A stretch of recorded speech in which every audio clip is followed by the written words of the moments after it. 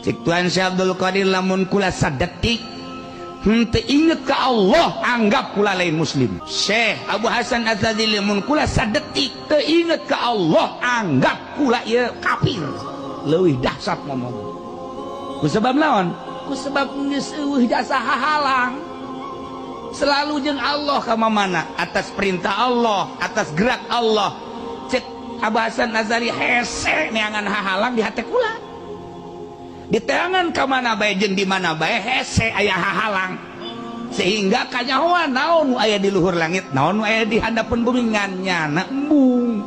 Gusti ulah dibere kos kieu. Sebab abdi mah lain eta maksud abdi mah ibadah ka Gusti.